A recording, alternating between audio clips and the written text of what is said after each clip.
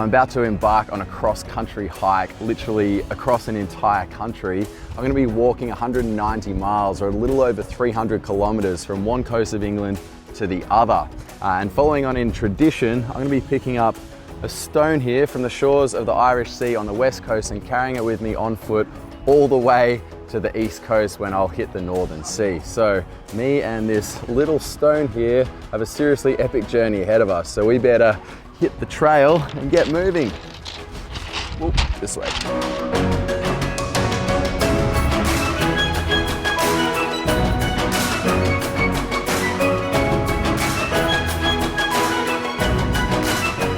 UTracks offer flexible self-guided walking and cycling coast-to-coast trips. However, I've decided to join their popular 15-day guided walk.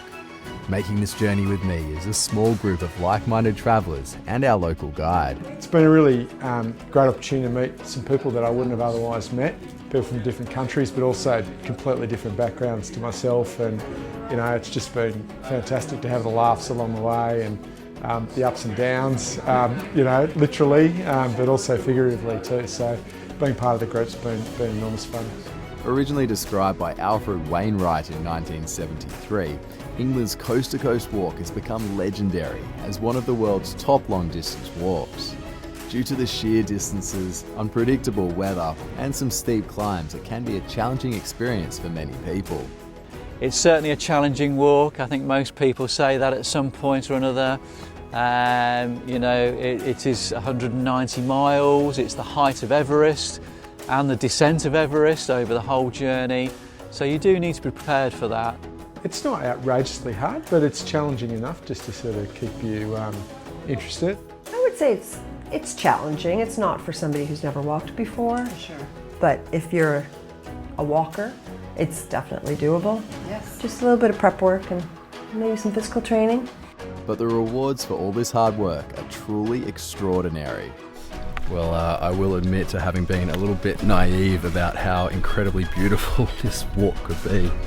I didn't picture it as one of those walks that you would go on for the incredible scenery, big mountains and huge vistas, yet if you look all around us here, absolutely beautiful.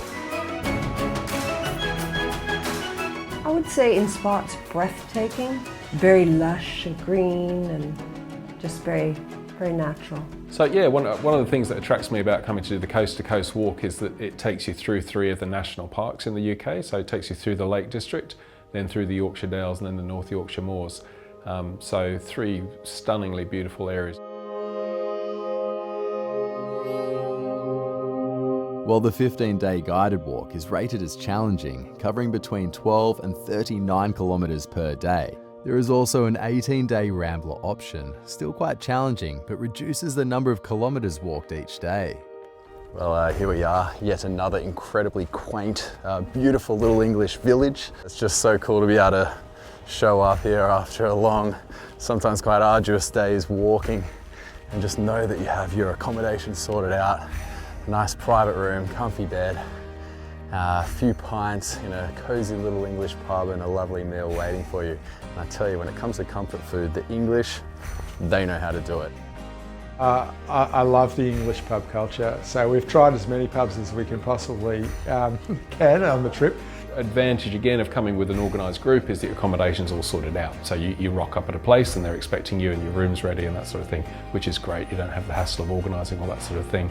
Every night has been slightly different, but the rooms have been spacious and the hosts have been really wonderful. The bed and breakfast, there's a very personal touch. Each morning kicks off with a hearty English breakfast before hitting the trail. And since our bags are transferred from hotel to hotel for us, all we need to take with us are our bare essentials, making each day's walking as light and easy as it can possibly be. One thing I find really fantastic about the coast-to-coast walk is the sheer distances that we're actually walking. To be able to look at the world map and find 2 points and sort of say, we walked on our own 2 legs from this point to this point. No car, no plane, no train. For me, that is a huge, huge sense of accomplishment. You're closer and closer to that goal of getting to the other end, and for me it's tremendous, and then to look back and think, yeah, I did it. I think that really motivates me.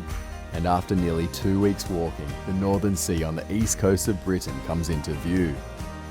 The feeling that we had just crossed the entire width of England on foot is something hard to describe. I had kind of an image of what it might be like, but you know, this has really surpassed it. Oh, I'd suggest anyone who wants to challenge themselves, get themselves out of their comfort zone a little bit and come to somewhere extraordinarily beautiful to come and give it a go. Yeah, it's one of the best things I've ever done in my life. It's massive, and I would love everybody that I know to do it, because I think it's fabulous.